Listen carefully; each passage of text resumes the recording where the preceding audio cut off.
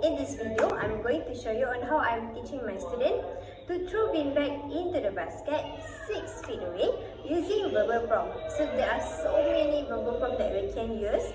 For instance, you can use numbering, which is you can say 3, 2, 1, throw, or 1, 2, 3, throw. But in this video, I'm going to use a very simple verbal prompt, which is I'm going to say ready, for the student to ready his arm backward, and then give another verbal prompt, which is throw, for them to throw and release the small beanbag into the basket. So here I'm using this, and we need to do this for 5 times.